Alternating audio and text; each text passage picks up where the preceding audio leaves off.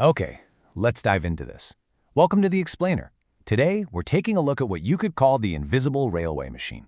Have you actually stopped and wondered what happens to the money when you buy a train ticket? Or when a massive freight train rumbles past? Or, even when someone just leaves a suitcase sitting on a platform? Well, we're going to decode the fascinating and honestly surprisingly strict accounting labyrinth that sorts every single penny of railway revenue. It's like a giant puzzle, and it's wild how it all fits together. We've got a really clear three-act structure for the main sorting machine today. We'll start with how the machine fundamentally works. Then we'll break down the three big buckets, abstracts, X, Y, and Z. And finally, we're going to do a deep dive into the incredibly specific fate of lost luggage. So, Section 1, the money sorting machine. Let's look at the bureaucratic funnels that sort every penny. Right off the bat, the absolutely crucial point here is understanding the terminology. To ground us in this specific accounting document, an abstract is one of three submajor heads used to classify all railway earnings. You could essentially think of them as the master categories. And then, below these abstracts, the money is further broken down into minor, sub, and finally, highly specific, detailed heads. There are three major buckets where absolutely all the money goes. Abstract X handles earnings from coaching traffic, so basically moving people.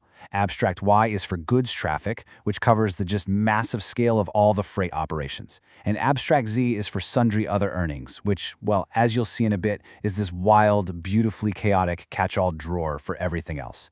Every single transaction has to fall into one of these three massive funnels. But you can't just change these buckets on a whim. This brilliantly illustrates the strict bureaucratic hierarchy of the whole machine. The Railway Administration literally cannot introduce, abolish, or even rearrange any of the submajor, minor, or subheads. That overarching structure? It's locked in by higher powers. However, they do have a specific limit on their power. They can introduce or abolish the very lowest level, the detailed heads, under any of the subheads. It lets them adapt to new, highly specific situations on the ground without breaking the master framework. Section 2, Abstract X, Passenger Traffic. This is all about you, your ticket, and the people moving business. Now, what's really interesting here is just how granular this machine gets right away. Take X122. That isn't just a random string of characters. That is the exact alphanumeric code assigned specifically to season and zone tickets. It's not just lumped into some generic ticket sales column. It's a precisely categorized data point on the master ledger. And when you dig into the source document, it reveals these surprisingly specific mini-narratives within the codes. Just look at X120. They actually have a built-in provision for reduced fares specifically for theatrical and other parties. I mean, how great is that? Then there's X141 for all reservation charges across every class. And X610? That is entirely dedicated to special postal trains, tracking all the receipts for the engine power and haulage of mail parcels. Every distinct type of movement gets its own designated slot. This logic builds even further when we compare ordinary travel with, well, breaking the rules. X110 is for full fares, which, amusingly enough, also includes earnings from saloons attached to ordinary trains. Contrast that with X710, which handles penalties levied for irregular traveling. But actually, scratch that. There's a huge caveat here. The source text is extremely strict that X710 absolutely does not include ordinary excess fares. If you just genuinely need to pay an excess fare, that goes right back into the ordinary fare subheads. X710 is strictly 100% for penalties. Moving on to Section 3, Abstract Y. Moving the goods, the heavy lifting of the railway network. So Y300 is the head for military traffic, shifting the focus from people to massive freight and military movements. But the source explicitly notes something kind of hilarious. This includes military livestocks. Yes, there is a very specific bureaucratic accounting bucket dedicated entirely to the movement of military animals. It's just a fascinating glimpse into the exhaustive nature of railway logistics. They literally have to account for everything they transport. And the machine operates on very rigid logic, especially when it comes to handing money back. Both Abstracts X and Y have an 810 code for refunds of earnings collected. The rule here is incredibly literal. A refund presupposes you actually receive the money first, right? So if a station discovers an overcharge or uncollected freight before the money ever changes hands, say on inwards to pay traffic, it absolutely cannot go under this head. You can't refund money you never collected in the first place. It ensures the ledger reflects reality perfectly. Section 4, Abstract Z, Everything Else. Welcome to the beautifully chaotic Sundry Earnings. Abstract Z is essentially the fascinating catch-all drawer where the railway accounts for all its bizarre side hustles. Take a look at the wild variety of commercial licensing covered under the detailed head Z242. The railway is leasing land for warehousing, bulk oil, they're leasing to the Forest Department, for massive concrete sleeper plants, and even to the Defense Department. It shows just how vast the railway's real estate footprint really is. They aren't just running trains, they are major landlords. But watch how incredibly carefully they draw the accounting lines here. Z242 handles all that land licensing we just talked about, but with one major exception: property development. If the railway actually starts developing the land, or even developing the airspace above the tracks, that triggers a completely different code, Z243. It's a super strict distinction between just passively licensing the ground versus actively developing it. And then we have Z650 for other unclassified receipts.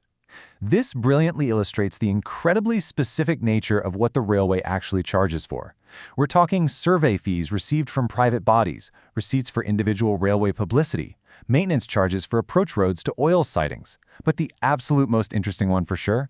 The railway actually charges the state government a commission fee for auditing the travel warrants issued to their police staff. Even the act of auditing the police creates a revenue stream that needs its own line item. No way, right? Which brings us to Section 5, the fate of lost luggage, the mysterious journey of Z510. This all lands right here, Z510. This is the exact alphanumerical coordinate where the sale proceeds of unclaimed and damaged goods are financially processed. And the rules for how this money is divided up are essentially one massive, highly conditional flowchart of if-then statements. Let's see how this builds, because it's pretty complex. First, any unrecovered freight or demurrage on the lost item is paid off right from the top. If there's money left over, it follows these exact steps. Step 1. If the railway already paid out compensation for the lost item in the exact same financial year, the sale money is used as a minus debit to detailed head K200 to balance out that specific payout. Step 2. If the link isn't established in the same year, but they still technically owe someone compensation, what they call an implied liability, it gets credited to K900. Step 3. If no one is ever coming for it, like a passenger leaving an umbrella on a bench, there's zero liability and it simply gets credited directly to Sundry Earnings. But what happens if the lost luggage is practically worthless? Well, the accounting rules have a strict contingency plan for that too.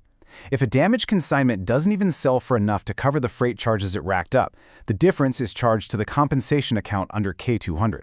And if it's just a regular unclaimed parcel that doesn't sell for enough to cover its own shipping, the deficit simply has to be completely written off. The machine always balances the books, even when it's taking a loss.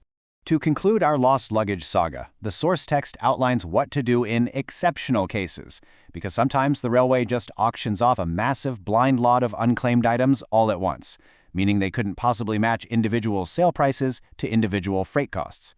In this scenario, they have to do some incredibly messy math.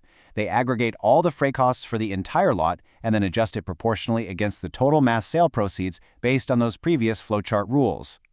It is a brilliantly exhaustive system that accounts through literally everything. So think about it. If every human action on a train, from bringing an umbrella to bringing a military animal to joining a theatrical party, triggers a specific accounting code in this vast, invisible sorting machine, what highly specific ledger entry will your next commute become? Thank you for exploring the invisible railway machine with me in this explainer. Keep learning, keep looking for the hidden structures around you, and we'll catch you next time.